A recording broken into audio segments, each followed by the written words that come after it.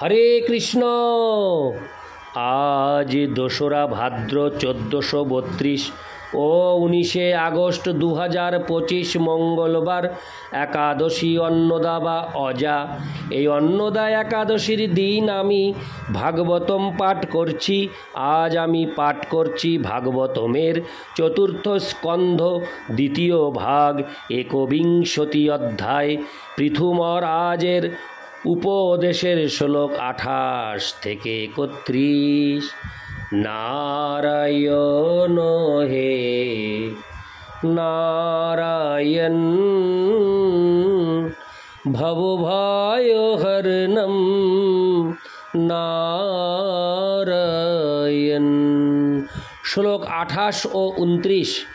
মনোরুত্থান পাদস্য ধ্রুব শাপি মহীপতে প্রিয়ব্রতস্য রাজর্ষেরঙ্গ শাশ্বৎপিতু পিতু হৃদৃশা নামথান্যেষামোজস্য চ ভবস্য চ প্রহ্লাদস্য বলেশ্চাপি কৃত্তমস্তি গদাভৃতা। অনুবাদ: তা কেবল বৈদিক প্রমাণের দ্বারাই প্রতিপন্ন হয়নি। মনু, উত্থানপাদ, ধ্রুব, প্রিয়ব্রত, আমার পিতামহ, অঙ্গ প্রভৃতি বহু পুরুষের দ্বারা এবং প্রহ্লাদ মহারাজ, বলি প্রমুখ মহারাজদের দ্বারা তা প্রতিপন্ন হয়েছে এবং তারা সকলেই ছিলেন গদাধারী, পরমেশ্বর ভগবানের অস্তিত্বে বিশ্বাসী আস্তিক।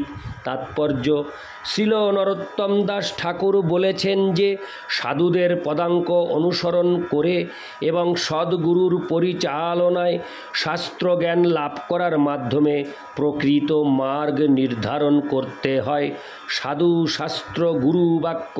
সাধু হচ্ছেন তিনি যিনি পরমেশ্বর ভগবানের দেওয়া বৈদিক নির্দেশ পালন করেন, যিনি বৈদিক নির্দেশের প্রামাণিক ভিত্তি অনুসারে এবং মহাপুরুষদের জীবনের দৃষ্টান্ত অনুসারে যথাযথ পন্থা প্রদর্শন করেন, তাকে বলা হয় গুরু।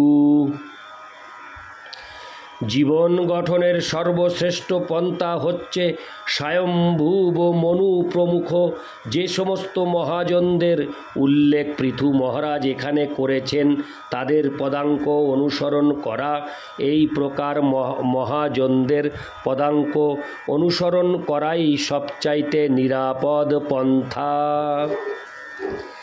বিশেষ করে যাদের কথা শ্রীমদ্ ভাগবতে উল্লেখ করা হয়েছে, মহাজন হচ্ছেন ব্রহ্মা, শিব, নারদ মুনি, মনু, কুমার, প্রহ্লাদ মহারাজ, বলি মহারাজ, যমরাজ, ভীষ্ম, জনক, সুখদেব গোস্বামী ও কপিল মুনি। ইতি শ্লোক ২৮ ও ২৯। শ্লোক ৩০।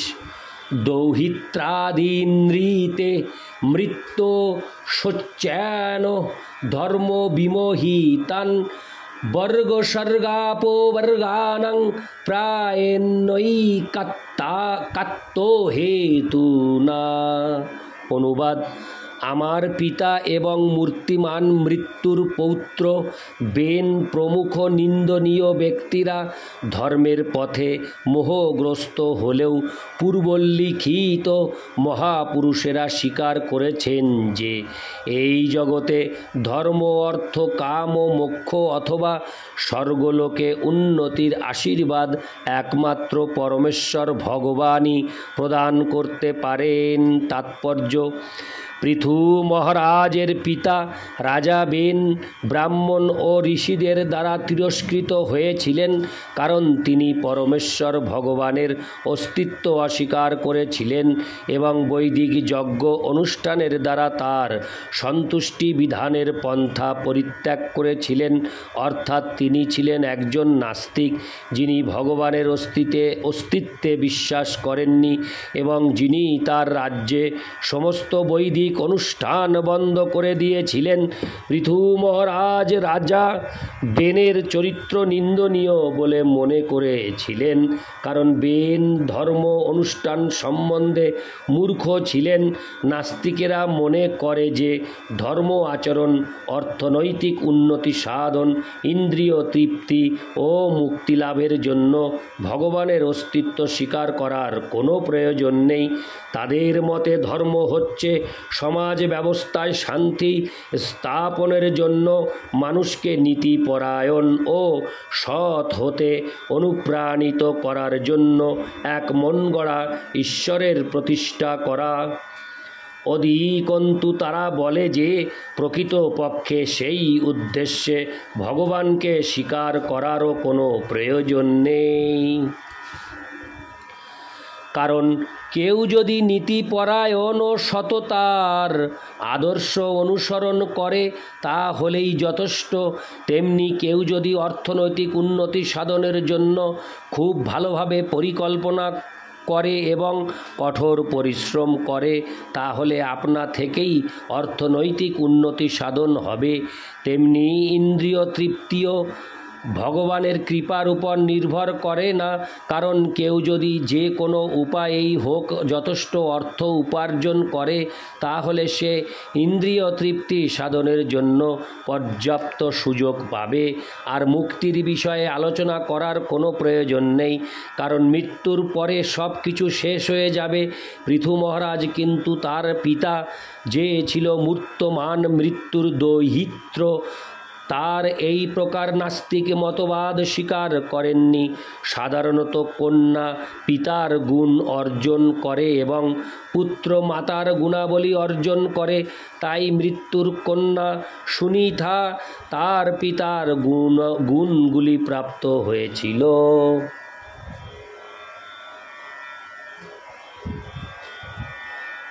এবং বেন তার মাতার গুণগুলি প্রাপ্ত হয়েছিল। যারা সংসার চক্রে জন্ম মৃত্যুর নিয়ন্ত্রণাধীন, তারা জড়জাগতিক ধারণার অতিরিক্ত অন্য কোনো কিছু চিন্তা করতে পারে না। যেহেতু রাজা বেন ছিলেন সেই প্রকার ব্যক্তি, তাই তিনি ভগবানের অস্তিত্বকে বিশ্বাস করতে পারেননি। আধুনিক সভ্যতা রাজা বেনের মতবাদ স্বীকার করে, কিন্তু প্রকৃতপক্ষে আমরা যদি ধর্ম অর্থ কাম ও মোক্ষের তত্ত্ব পুঙ্খানুপুঙ্খভাবে বিশ্লেষণ করি তাহলে পরমেশ্বর ভগবানের অধ্যক্ষতা স্বীকার করতে আমরা বাধ্য হই। বৈদিক শাস্ত্র অনুসারে ধর্ম হচ্ছে ভগবানের দেওয়া আইন। কেউ যদি ধর্ম ও নৈতিকতার ব্যাপারে ভগবানের অধ্যক্ষতা স্বীকার না করে তাহলে তাকে বিশ্লেষণ করতে হবে একই নৈতিক স্তরের দুই ব্যক্তি ভিন্ন ভিন্ন ফল কেন প্রাপ্ত হয়। সাধারণত দেখা যায় যে দুই ব্যক্তি সমান নৈতিকতা, সততা ও আচারপরায়ণ হলেও তাদের পদ তবু সমান নয়। তেমনি অর্থনৈতিক উন্নতির ব্যাপারে দেখা যায় যে দুজন মানুষ দিনরাত কঠোর পরিশ্রম করলেও সমান ফল প্রাপ্ত হয় না। কেউ হয়তো বিনা পরিশ্রমেই প্রভূত ঐশ্বর্য উপভোগ করে, আর অন্য কেউ কঠোর পরিশ্রম করা সত্ত্বেও দিনে দুবেলা পেট ভরে খেতে পায় না। তেমনি ইন্দ্রিয় তৃপ্তির ব্যাপারেও কারো যথেষ্ট খাবার থাকলেও তবুও তার পারিবারিক জীবনে সে সুখী নয়, অথবা কখনো কখনো সে বিবাহিত পর্যন্ত নয়। কিন্তু এক ব্যক্তি অর্থনৈতিক দিক দিয়ে তেমন সচ্ছল না হলেও ইন্দ্রিয় তৃপ্তির প্রচুর সুযোগ তার রয়েছে। এমনকি শূকর, কুকুর প্রভৃতি পশুদেরও মানুষদের থেকে অধিক ইন্দ্রিয় তৃপ্তি সাধনের সুযোগ রয়েছে। মুক্তি ব্যতীত ধর্ম, অর্থ ও কাম জীবনের এই প্রামাণিক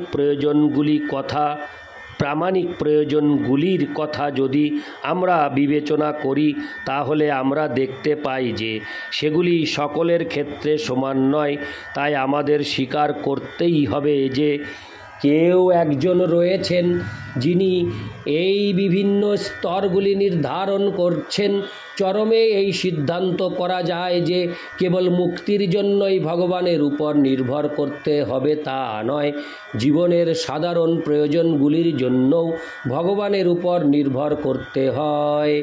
পৃথু মহারাজ তাই ইঙ্গিত করেছেন যে ধনী পিতামাতার সন্তান হওয়া সত্ত্বেও কেউ কেউ সুখী হয় না, তেমনি মূল্যবান ওষুধ ও সুদক্ষ চিকিৎসক থাকা সত্ত্বেও রোগীর মৃত্যু হয়, অথবা নিরাপদে বড় নৌকায় থাকা সত্ত্বেও মানুষ জলে ডুবে মারা যায়।